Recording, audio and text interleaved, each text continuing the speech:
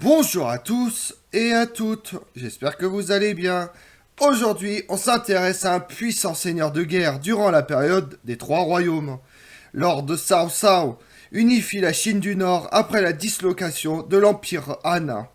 Il ouvre également la poésie chinoise à la voix de l'inspiration personnelle et fut lui-même un poète créateur d'un lyrisme où s'entremêlent désir de gloire et amour de la nature. Vous voulez en savoir plus sur Cao Cao? Venez avec moi. Les premiers détails de la vie de Cao Cao sont incomplets et contestés, les faits étant difficiles à séparer de la légende. Cao Cao vient au monde vers 155 de notre ère, fils de Dame Ding et de Cao Song, qui était lui-même le fils adoptif de Cao Tang, un eunuque influent et puissant à la cour des Han. L'association entre les eunuques qui tiraient les ficelles de la politique impériale dans les coulisses fut sans doute l'une des raisons de l'ascension fulgurante de Cao Cao. Il se peut également qu'il ait été adopté peut-être par les Xiabu, un groupe familial aristocratique. Cao Cao eut de nombreux enfants, les plus célèbres étant ses fils Cao Pi et Cao Si. En temps normal, vous seriez un malfaiteur, en temps de crise, un héros. C'est en ces termes que le jeune Cao Cao s'entend prédire son avenir de la bouche d'un célèbre caractérologue.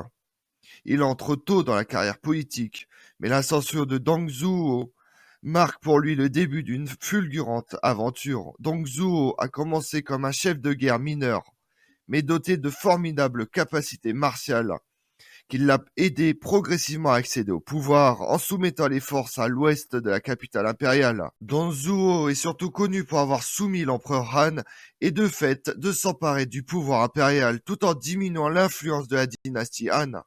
Sa tyrannie a duré 4 ans et a été interrompue lorsque son beau-fils Lu Bu l'a assassiné. Le premier rôle important de Cao Cao fut celui de commandant et de chef de la police de la capitale impériale dans les années 170. Il se forge très tôt une réputation de fervent défenseur de la loi et n'avait pas peur de défier les riches et les puissants. Il devient encore plus célèbre lorsqu'il réprime la rébellion des Turbans jaunes dans la seconde moitié du IIe siècle. Cette rébellion fut appelée ainsi parce que les protagonistes portaient un turban dont la couleur représentait la terre, un élément sur lequel ils comptaient pour pouvoir éteindre le feu, qui était l'élément choisi par les Han. Mouvement religieux, le culte des turbans jaunes provenait probablement du Tibet. Étroitement associé au taoïsme, sa popularité fut favorisée par la promotion de l'aide aux pauvres et la critique de la discrimination à l'égard des femmes et des classes inférieures, qui sévissaient dans la société chinoise. Le culte se transforme finalement en une rébellion militaire majeure, ce qui était plutôt ironique étant donné que son leader, Zhang Jiao, prêchait l'objectif d'une grande paix. En position de force dans l'est de la Chine, les rebelles coordonnèrent néanmoins une série de soulèvements à travers toute la Chine en 184, qui visaient les bureaux de gouvernement locaux. L'ensemble du pays fut divisé en poches tenues par des rebelles, des seigneurs de la guerre ou des gouverneurs régionaux encore fidèles à l'État. La rébellion fut brutalement réprimée par une armée envoyée par Cao Cao. Zhang Jiao fut tué ou exécuté. Le mouvement continua sous une nouvelle direction dans l'Est, mais fut finalement écrasé en 215, toujours par une force envoyée par Cao Cao. Une conséquence malheureuse de la rébellion fut que plusieurs seigneurs de guerre locaux avaient été encouragés à lever leurs propres armées et traiter avec les turbans jaunes dans leur région. Une fois les rebelles vaincus, ces armées s'affrontèrent les unes aux autres, et il s'ensuit une longue période de guerre civile au cours de laquelle la capitale impériale fut saccagée en 189. Cao Cao, après plusieurs revers, finit par s'imposer en tant que puissant gouverneur de la province de Yan en 196. Lorsque la révolte des Turbans jaunes fut atténuée, Cao Cao essaya d'assassiner Dong Zhuo, mais échoue et doit s'enfuir, où il constitue une armée et fait appel aux armes, fondant ainsi avec l'aide de 17 autres seigneurs la Ligue contre Dong Zhuo, dont la prompte disparition en 191 laisse le champ libre aux rivalités des coalisés. Dès lors et pendant 30 ans, Cao Cao ne cesse plus de guerroyer. Il s'assure d'abord une solide base d'opérations à l'ouest dans l'actuelle province de Shandong, puis éliminant peu à peu ses adversaires. Des plus petits aux plus puissants, il finit par écraser son ennemi le plus dangereux, Yuan Shao. Cao Cao décide de s'allier à Yuan Shao et défait les troupes de Gongsun Zan à chaque bataille. Au printemps 193, Cao Cao stationne ses troupes toujours plus au nord. Liu Beng, alors gouverneur de la province de Jing, coupe l'approvisionnement de Yuan Shao et ce dernier envoie son armée où les bandits l'attaquent. Yuan Shu envoie le général Liu Xiang. Cao Cao attaque ce dernier, obligeant Yuan Shu à lui venir en aide. Yuan Shu subit une défaite sévère et doit se replier pour se défendre. Cao Cao commence le siège de la place où Yuan Shao avait trouvé refuge. Mais avant que les préparatifs du siège ne soient complètes, Yuan Shu s'enfuit, poursuivi par Cao Cao qui fait détourner les eaux du fleuve pour inonder les routes et les villes.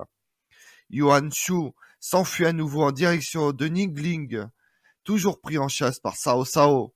Cependant, la défaite de Shibi en 208 met un terme à ses progrès et consacre pour plusieurs décennies la division de la Chine en 3 royaumes. Cao Cao domine au nord, le plus étendu des 3, qui deviendra après sa mort l'empire des Wei, tandis que les États du Hu et du Shu se partagent le sud. Le maître de la Chine du Nord occupe ces dernières années à consolider son pouvoir. Il soumet au nord-est les barbares et multiplie au sud contre ces 2 derniers rivaux des campagnes infructueuses. En raison de l'assassinat de Dong Zhuo, Lu Bu s'attire l'animosité de nombreuses personnes, d'autant qu'aucun pardon impérial n'est prononcé pour les anciens subordonnés de Dong Zhuo. Lu Bu se réfugie auprès du seigneur de guerre Yuan Shu. En tuant Dong Zhuo, qui était un ennemi de Yuan Shu, Lu Bu pensait avoir rendu à ce dernier un grand service. Mais Yuan Shu, révulsé par les multiples trahisons de Lu Bu au cours de sa carrière, refuse de le prendre à son service. En conséquence, Lu Bu se rend au nord et bride un poste auprès de Yuan Shao, un puissant seigneur de guerre. Ce dernier décide de l'engager et l'envoie en expédition contre le bandit Zhang Yan, qui mène alors une rébellion avec 10 000 soldats et plusieurs milliers de cavaliers. Lu Bu parvient à venir à bout des bandits. Cependant, ses troupes pillent la région, au grand mécontentement de Yuan Shao.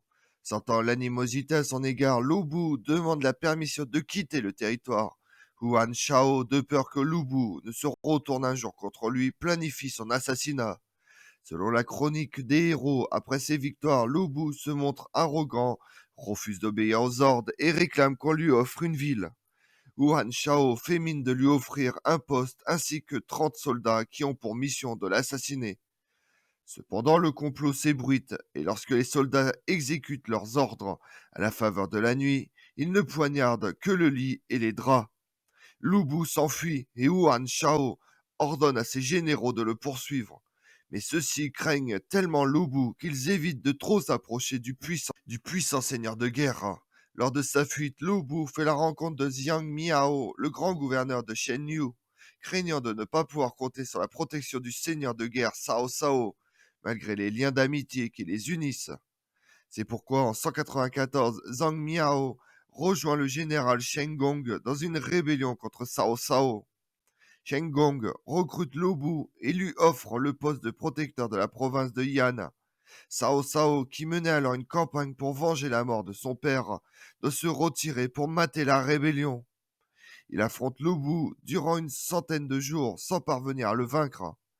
La famine force cependant Lu Bu à se replier à l'est. Sur les 2 années suivantes, Cao Cao parvient à reprendre toutes les villes rebelles et inflige une défaite à Lu Bu, qui fuit en direction de l'est pour se réfugier auprès de Liu Beigue, le gouverneur de la province de Zhou.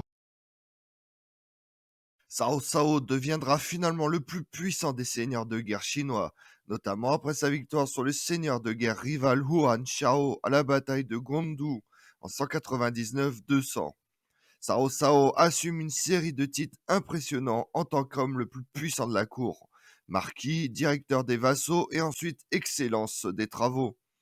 En 205, il fut en mesure de prendre les rênes du gouvernement, l'empereur n'étant laissé en place qu'à titre symbolique. Cao Cao s'empare de nombreux privilèges de l'empereur et adopte les titres de chancelier impérial en 208 et duc de Wei en 213. En 216, il franchit une étape supplémentaire en se déclarant roi du Wei, nom donné à son état. L'année précédente, l'ancien chef de guerre avait fait de l'une de ses filles l'impératrice, complétant ainsi sa mainmise sur le pouvoir.